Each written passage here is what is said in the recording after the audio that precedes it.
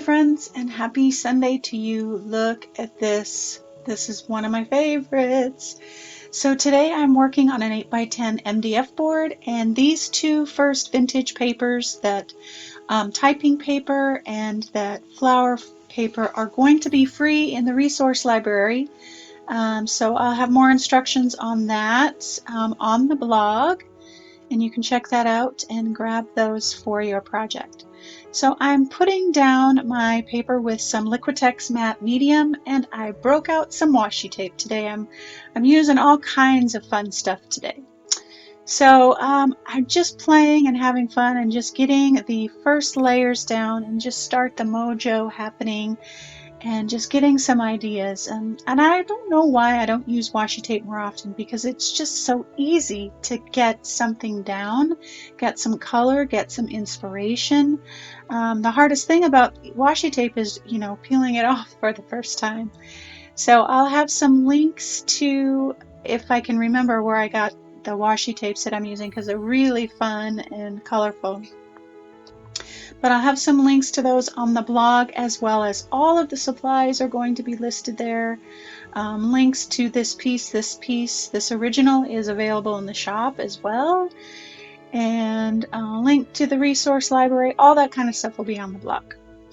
So I'm just putting everything down and just kind of playing, and I'm starting my composition by trying to set some balance on the background. I'm not thinking too hard yet about where things are going.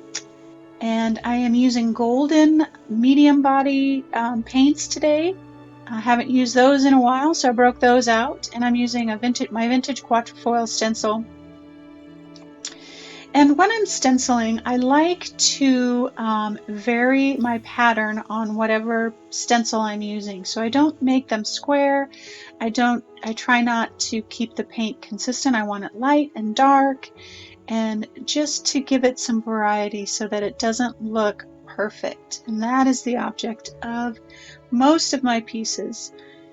So I used my doodle minis there, and now I'm using doodle circles, the big one, and I'm using my finger on this one because I'm starting to build texture. And when you push up the paint, or maybe it's gesso or anything on those stencils, you get a little ridge, and it adds a little bit of texture, and whatever goes over the top of it shows up. So I've taken my Inktense pencil, and I'm just doodling and scribbling, and I'm holding the pencil at the very end so I have a very loose feel of what I'm scribbling. Now I'm taking some gesso, just some regular gesso, and a large palette knife. And the reason I'm using a large palette knife is because I can get a bigger swath of medium, plus I have less control with a larger palette knife. The smaller you go on your palette knife, the more control you have. So those papers that I have down look too fresh and new, and I want to grunge them up, of course. So I grabbed some F&W Daler & Rowney acrylic inks, and it's in sepia, and I've just spritzed some water down, and I'm just going to play and dab it and sprinkle it and just try to grungy that up. And the nice thing about the acrylic inks is that they're permanent, and whatever layers I put over the top, I don't have to worry about anything fading or running. So I love that. And I also love when you're using this type of watered down medium, like an ink or something like that, it crinkles the paper. And I love that because it just gives that effect of a really aged piece of paper. And so I'm just dripping and dabbing and just trying to really kind of grunge it up and make it look natural, not contrived or anything like that. I've taken a cap and I'm dipping it into the ink and just putting it down like maybe a water ring or something like that. Just kind of playing. So I've got some left over. So I just grabbed another sheet of collage paper and just dabbed it in to use that up, and that'll go into some other fun project, but why waste it? I'm just taking a regular piece of copy paper and put it in that leftover, and that just that alone makes me happy. So now I want to start bringing everything together and really pulling it into some cohesiveness. And so I've taken some burnt umber and some glazing medium, and I'm using Americana glazing medium, which is a very reasonable glazing medium, and it does the job just fine. It's not the top of the line, but it works. And so I'm scrubbing it back because the texture of the gesso and the stenciling is really showing up now, and I want to just scrub it back and make it look as grungy as possible. Trying to get my layout. And so I knew now, once I kind of got everything started to tone things down a bit, I wanted to bring in some more black, but I wanted it to be something that went along with the theme, with the meaning of the piece, with the flower, the vintage floral paper. And so I grabbed my Flower Silhouette 3 stencil and did that in actually a Van Dyke brown, which is very, very dark. So I grabbed some extra collage papers because it needed something. It needed an offset. It was looking too straight, too neat. I wanted it to be a little bit messier. And so you'll see that I've set things not in the middle, but to the side and off to the side. And I've got edges sticking out and things sticking out. And that just adds interest to your piece. It makes it not so perfect, not so square. It adds interest, keeps the eye moving around, and it just overall makes the piece, in my mind, more pleasing. And so I knew that I didn't want to stick that phrase right in the middle because, again, I'm working to the side, to one side or the other. And so I finally found its sweet spot. I typed that text up with a font that I had on my computer and then aged it the same way that I did the paper and kind of grunged it up a little bit. So now you can see that I've gone to a smaller palette knife because I want a little bit more control. And I'm using DecoArt's Crackle paint, which I use a lot. It's one of my favorites. It's just so dependable and wonderful and grungy and good.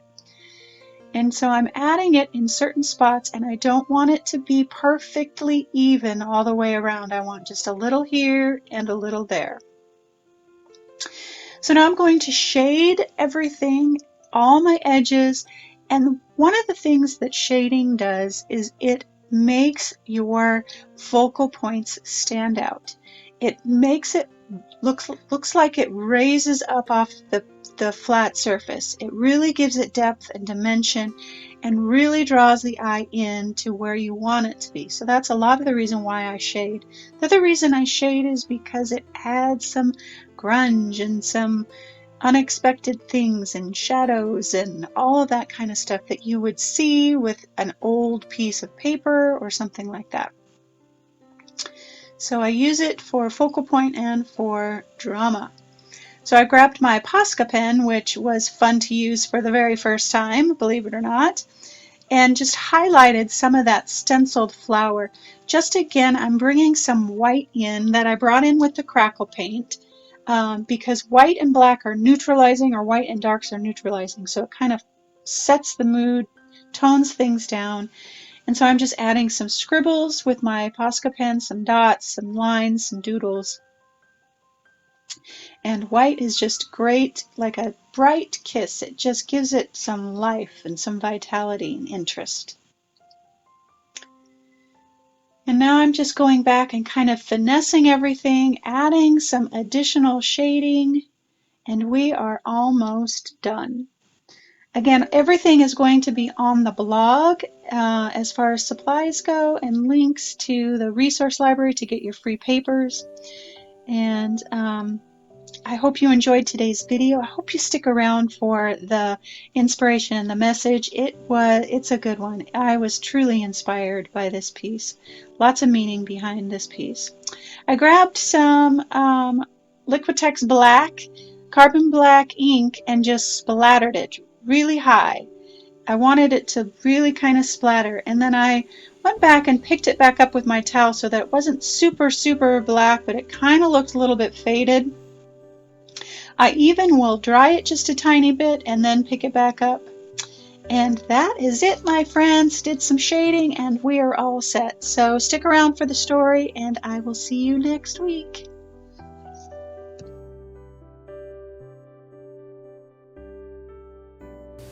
Hello, my friends, and happy Sunday to you. Look at this funness.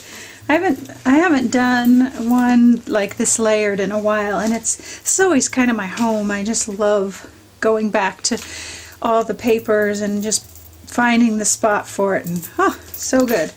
So I shared throughout the video everything that I used. I'm trying to just kind of work outside the box a little bit, and you know, I have a ton of supplies and I always go to a lot of the same things, and there's a reason, because one, that we're comfortable and we know exactly how they perform, which is a lot of the times why I do that. But I want to try and use some other things that I have so much stuff. So that's why I used the Liquitex inks today. I used my golden paints today. Washi tape. I mean, seriously, I have so much of this stuff, and I don't know why I don't use it more often, because it's easy for one, and it's perfect as the little ditties in the background. Posca pen, I just got these actually, and I have never used a Posca pen before, and I will be using them again. I got the whole set, so I'm excited about that. Heard everybody talking about it, you know, something new and shiny. All right, let's try it. So the inspiration behind this piece. So this says, "We rise by lifting others." And this week I was so inspired. So I went and met a gal who wanted to commission me for there's a community college that does Women's of Excellence awards for women in their community, and I get to do the awards. There's 8 of them, 8 of the winners, and I will be making awards for them and be giving them to them in March. So I'm super excited about that. What an honor, what an amazing honor. But as I was meeting with this gal, and we were going over the details and talking about ideas and different things like that, we're in the women's center at this college, and there was a knock at the door, and she said, "Come in," and the door opened, and one of the students there looked at her and said, "I got 100%. And there was a whole group of the kids out in the little kind of waiting area of this women's center office, and you heard cheers and whoops and celebrating, and they were taking pictures, and they were just celebrating this incredible achievement, because this gal's nursing career, her nursing program, she had to get 100% on this test to move on. And she did, and she had a whole community of people cheering for her. And that in and of itself was really quite moving. I mean, I don't know these gals at all, and I was emotional about it. I mean, it was exciting to watch. And so they, did their high fives and everything, and then she closed the door and we kind of went back to our meeting. She said, "I'm so sorry about that." And I said, "Oh my gosh, no. I love that. That's why I do what I do, to encourage." And she told me a little bit of this gal's story, and how when she started school, her son was 1, and her son is now 13. And she's walked with this gal all this time, and this gal's got a whole group of people who have walked alongside her, and sometimes our circumstances just seem impossible. And when you think about 13 years of taking night classes to get your nursing degree or whatever it is, and to get to a place where things are happening, is incredible. But what's even more incredible about that whole story is this community that was surrounding this gal and everyone else there. the support and the love and the cheering and the encouragement and all of those things. And that's what inspired me to create this piece. We rise by lifting others. And so often in our society today, it's easy to feel alone because of social media and all of that kind of stuff. But there really is, if we want it, if we seek for it, there really are those that want to encourage and uplift us and help us on our journey. And I hope that we each can be an encouragement to someone to go for their dreams, to keep on the, 13 years is a long time for this gal, and she did it with the encouragement of others and her own, steadfastness. And I just was so inspired by this, that she didn't give up, and that there was this celebration of this achievement amongst all of these people, the staff of the Women's Center, her friends. It was just, that's how it should be, I think. I think that we need to celebrate each other. And sometimes as women, we don't do that enough. And it's easy to tear each other down. Gosh, it's that way for everybody, I suppose. But we need to be the champions for each other. And I just pray that I can do that for you each and every day and every Sunday that I come to you, that I can encourage you to not give up, that I can encourage you to go for your dreams, that I can encourage you to stay steadfast on the desires of your heart, and that together we are better. This community, Facebook community, Instagram community, we can get over ourselves and come together, and we are better together. We can encourage each other, and I was just so inspired, and so that's what inspired this today. So I hope that I encourage you. I hope that you have someone in your life that can encourage you along the way. And if you don't seek it out, it's there. It's really there. And sometimes we have to be the encourager first, and then that encouragement from others comes.